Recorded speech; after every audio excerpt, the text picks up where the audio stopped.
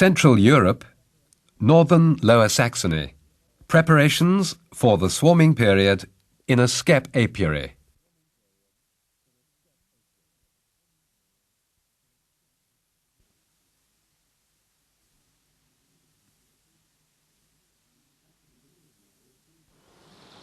At the beginning of May, food supplies for the bees of the cultivated heathland area are low.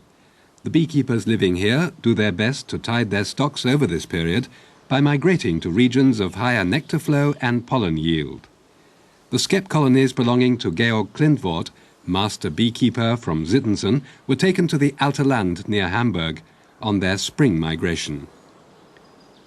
In the extensive fruit-growing region, the bees were able to gather a rich harvest of nectar and pollen for several weeks on end, and the stocks developed vigorously. After being transported back home to the large outstands, the stocks must be supplied with food by the beekeeper so that their development does not slow down before the impending advent of the swarming season. Sugar solution is readily accepted by the bees. The beekeeper replenishes the feeding dishes underneath the skep several times a week.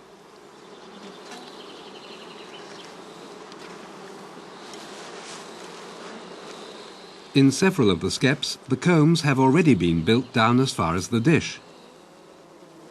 The bees are busy feeding their brood. The strength of this stock indicates that it will soon be ready to swarm.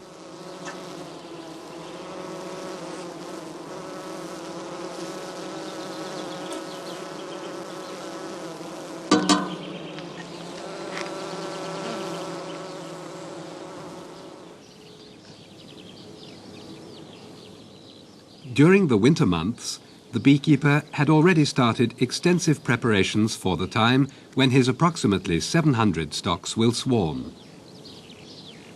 At Klindworth's farm, most of the beekeeping equipment is stored in the loft for the best part of the year. For example, the swarm-catching bags are hung up to air. The wooden spiles for the skeps are also kept up here. Georg Klindworth inspects his working equipment piece by piece. In the barn, he checks the swarm-catching bags fetched from the loft.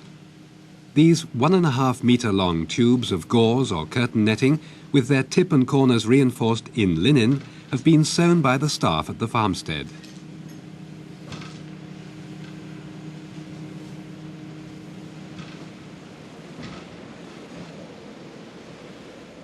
Damaged netting is repaired on the spot by the master beekeeper. The swarm-catching bag serves to catch the prime swarm when it leaves the skep out of the entrance, so the bag should not have any holes through which the bees might escape.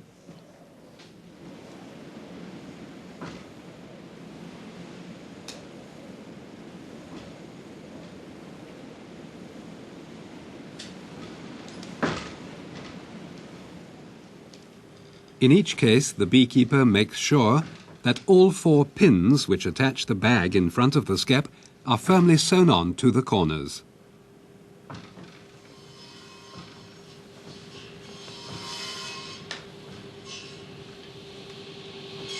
In the adjacent workshop, before the swarming season, a large reserve of travelling boxes has been built up with a view to selling off the expected prime swarms.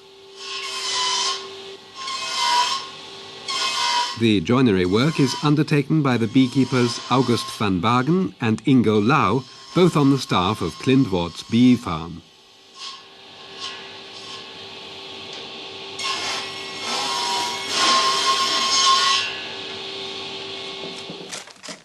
The skeps are given special attention on the part of the beekeeper. He has to prepare hundreds of woven straw hives for the swarms. Here, he has laid out the ones in need of repair. He uses his pocket knife to remove loose patches of cow dung with which the skeps are coated, and thereby uncovers the closely packed rolls of straw and reed strips from which the skeps are woven by the spiral roll method.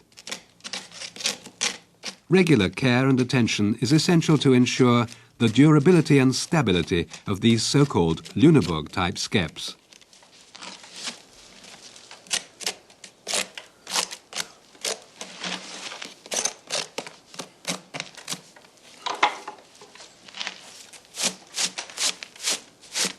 A goose wing serves as a brush in such operations.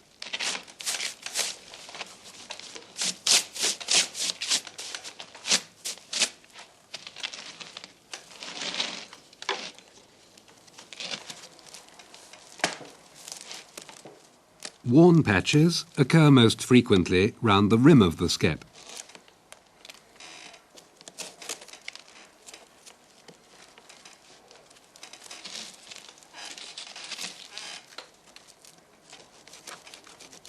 It is not always possible to remove the defective wrapping down to the last piece.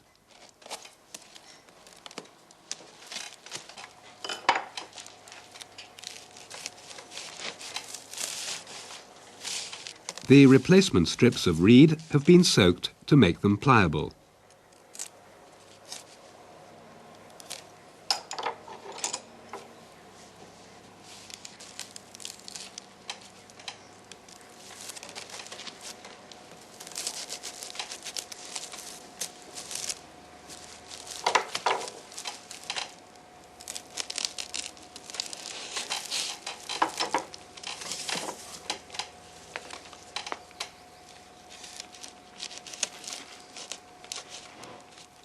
Where larger sections of the edging roll have been broken off, the repair is more complicated. Straw has to be replaced as well. The rye straw used for this purpose originates from special crops grown without the aid of chemicals. Only short, sturdy straws are suitable for skep weaving.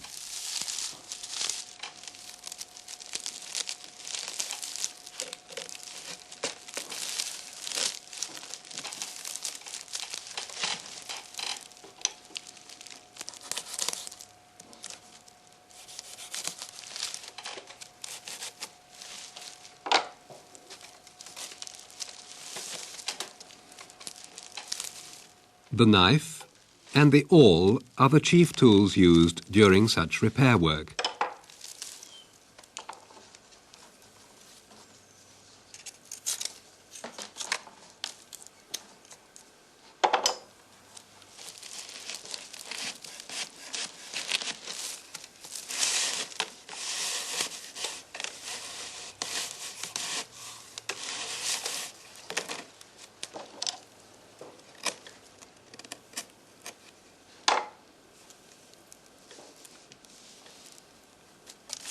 While the top of each new strip of reed is anchored in the roll, the beekeeper cuts the tail off clean after first pulling it tight.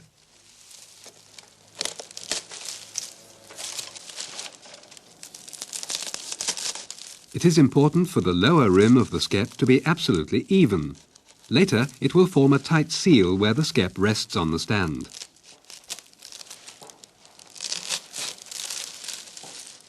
Many of the skeps used here are 80 to 100 years old. Skeps used to be made by the beekeepers themselves, but today it's no longer necessary to weave new ones.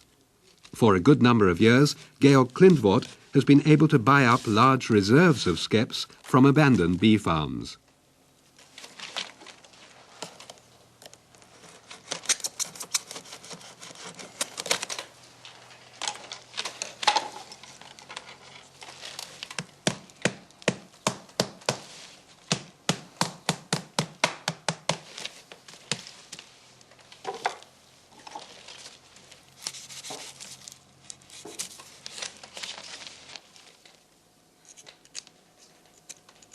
The side walls of the skeps exhibit only minor damage, and it's often enough for the beekeeper to insert only a single clasp.